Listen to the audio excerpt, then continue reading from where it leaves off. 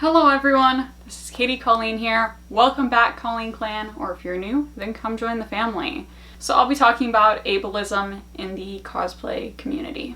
Now I'm only going to be sharing my own personal experiences. I certainly do not speak for the entire disabled cosplay community. I'm simply sharing my own experiences, but I'm hoping that even by sharing the experience of one disabled cosplayer, maybe we can start a discussion and talk about this sort of stuff a bit more, and then it wouldn't be as scary to make this video.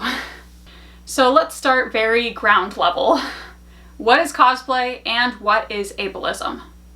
So cosplay is defined, at least on the internet, as the practice of dressing up as characters from movies, books, or video games. So simply put, cosplay is dressing up as a character. What is ableism? Ableism is defined as discrimination in favor of able-bodied people. So putting those two definitions together, I'm going to talk about situations where able-bodied cosplayers are favored over disabled cosplayers within the cosplay community. The first topic I really want to discuss is physical accessibility at cosplay events. What do I mean? No matter how badly you want to include disabled people, no matter how much you want me to be at your cosplay event, I simply cannot be there if it is not accessible. If you want me to be in your cosplay contest and you don't have a wheelchair ramp, I can't be there, no matter how badly you want me to. And this is something I've seen quite a bit, unfortunately. I've attended many conventions that don't have wheelchair ramps onto their stage. I've even featured a lot of them in vlogs on this channel. And for a while, I just didn't want to make a fuss, and I put myself through unnecessary physical pain to keep climbing those stairs, and that's not the way to go. That's not the answer. We need to just make these spaces more accessible, because until we do, disabled cosplayers just won't be able to be in the same spaces as able-bodied cosplayers. So the thing about wheelchair ramps, for contests at least, so both Lilac City Comic Con and Kuroneko-con did not used to have a wheelchair ramp for their convention stage. I attended both cons during years that they did not have a wheelchair ramp. The thing is, for both of these conventions, I requested a ramp the following year. I just sent an email to the convention director, the cosplay contest coordinator, and I said, I am disabled, I want to compete in your contest, please get a wheelchair ramp in place so I can compete on the same level as all the able-bodied contestants. And you know what? A wheelchair ramp was provided.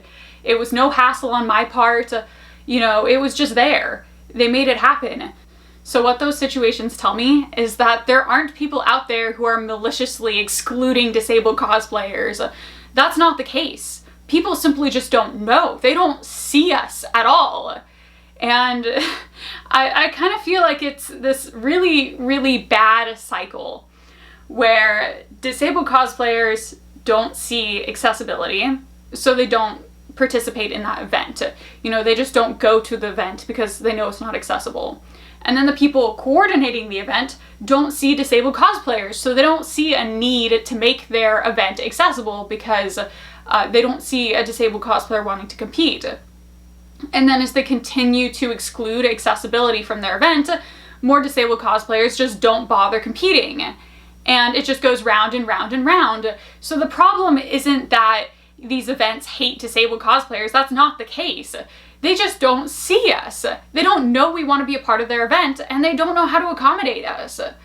So it looks like all we really need to do is to ask these people to provide accommodations, and I think we might actually get somewhere.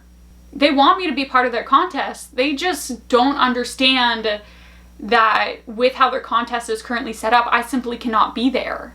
But they want me to be there, so let's just talk about it and tell these people how I can be there and how other disabled cosplayers can participate in the same way as able-bodied cosplayers. While my personal experience largely revolves around cosplay contests and wheelchair ramps, this obviously applies to a lot more cosplay things as well. If you're scheduling photo shoot sessions with cosplayers, just take a moment and think if a disabled cosplayer could even book with you with your location. Or maybe if you're setting up a cosplay meetup, maybe take a moment and think, could a disabled cosplayer even participate in my meetup at this location? Taking a moment to see the disabled cosplayers and if they're even being presented opportunities where they're even allowed to participate with able-bodied cosplayers. The next topic I want to talk about is ableist comments, hurtful comments, things that people say and do that are hurtful to disabled cosplayers. So there was a time I was on this app called TikTok. You might know of it. A fun little video app.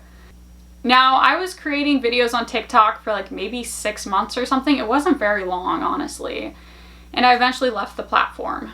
Now, the reason I cited for leaving the TikTok platform was that I wanted to focus on YouTube videos, which is true.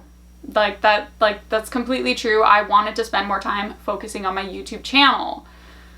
There was a secondary reason though, that I think I was just too afraid to talk about.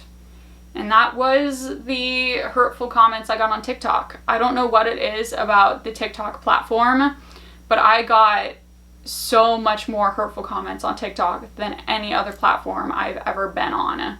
Hurtful comments, they come with doing social media. I understand that. I'm not disillusioned into thinking that everyone will like my content. That's fine. It's just the quantity of comments I was getting on the TikTok platform and how almost all those comments were related to being a disabled cosplayer. They were hurtful comments specifically about my disability.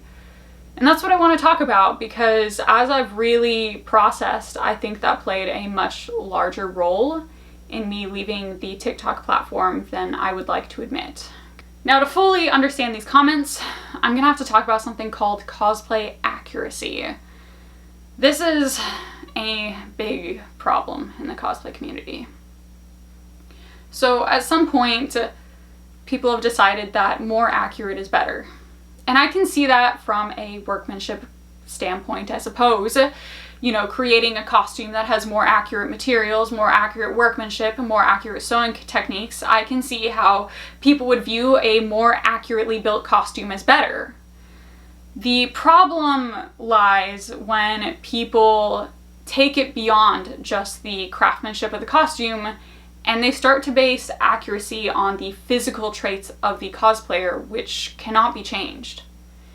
So at some point, people decided that not only should your costume be accurate, but it was even better if your body was accurate to the character you were portraying. Now, this is a big problem, and I'm hoping that you guys watching this can also kind of see this in a larger context and how this isn't just disabled cosplayers affected. This is any cosplayer who does not have the physical traits of the character that they are portraying. Basically, if you're cosplaying a character and you have a physical trait that does not match that character, there could be people that leave hurtful comments and say mean things because you're not accurate. But the things that you're not accurate about are things about yourself that you can't change.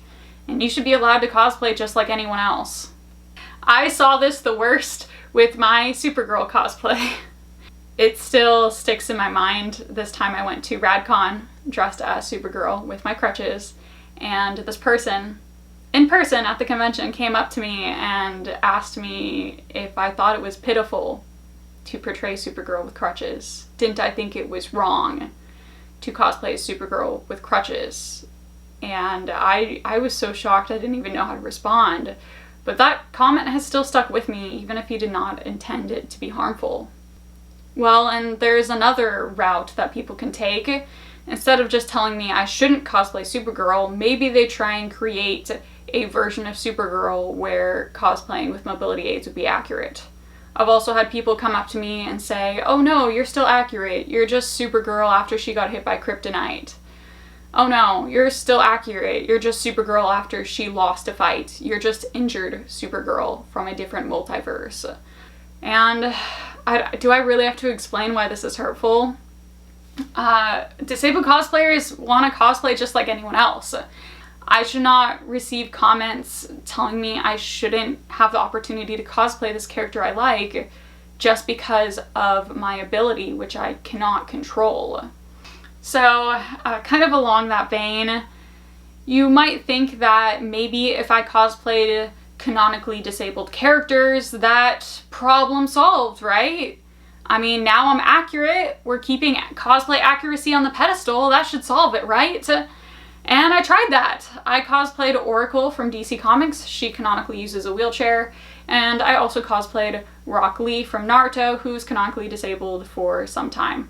Now, both of those characters were magically healed later on, which honestly I could make a whole nother video about disability representation and why that's problematic, but that's not why we're here. So what I found when I cosplayed canonically disabled characters is I still don't quite understand. I think people were just trying to make fun of it, I guess. I still don't quite understand why. But the worst was people thinking I was faking my disability. This is one I probably just won't ever fully understand, but it's out there.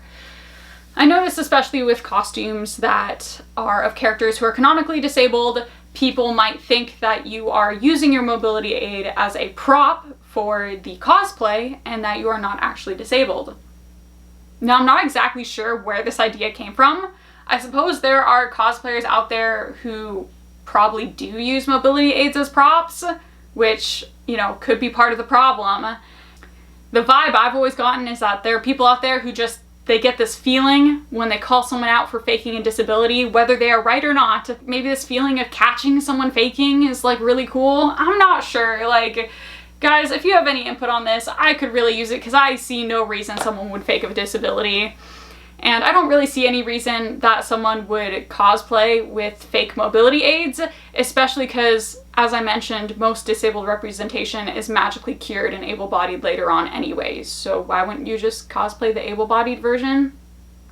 However, back on track, accusing someone who is disabled of faking their disability is really harmful.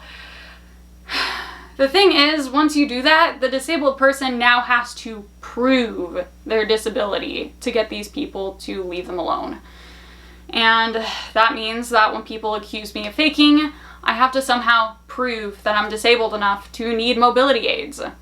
This may come in the form of revealing my medical diagnosis, which revealing private medical information online just doesn't feel great.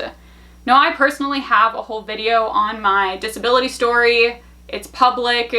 It's something that I've been comfortable doing because I've had many years to process my disability. And, you know, if I can help people and educate people by sharing that story, that's what I'm doing.